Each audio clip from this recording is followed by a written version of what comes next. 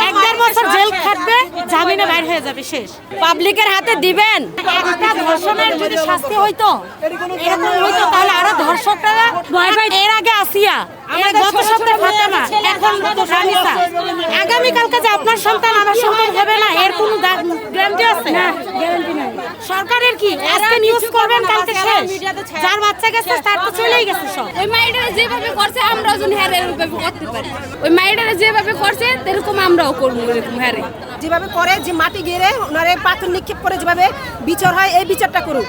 যে বাংলাদেশের মানুষ ভয় পাক যে না এরকমের অপকর্ম করতে গিয়ে যে এইরকমের বিচার হয়, এরকমের শাস্তি হয়। এটা যদি করতে পারে সরকার, এই দেশে আইন যদি এরকমের করতে পারে, তাহলে আমরা নিরাপদ পাবো। মাদকটা বেশি, এই মিরপুর এলাকাতে মাদকের ব্যবসাটা বেশি হচ্ছে, ওপেনে হচ্ছে। দেখা যায় পুলিশ আসছে, নিয়ে যাচ্ছে, আবার ওনারা টাকা খেয়ে আবার ছেড়ে দিচ্ছে, এরকম নীতি হচ্ছে। বর্তমানে তো এই মিরপুর এলাকাটাই তো রেড জোনের ভিতরে আছে, যে এখানে কিশোর গ্যাং বেশি, এদিকে মাদকের ব্যবসা বেশি, এগুলো নিয়েই তো চলছে। আমরা তো দেখতে পাচ্ছি অহরহ, যে বলে তাকেই তো এরকম হয়রানি শিকার হইতেছে। এই কারণে, যার কারণে মিডিয়ার সামনে এসে মুখ খুলে কেউ কথাও বলে না। আর মিডিয়ারা কি করে নিয়ে প্রচার করে, ভিউ কামায়, এরকম করে, তারপর তো কোনো বিচার নাই ভাই। এগুলো বিচার তো হয় না। এগুলো এখন আপনারা সাক্ষাৎকার নিতে আসেন, কিন্তু এরকমের কঠোরভাবে বিচার হয় না, কারণ হয় না।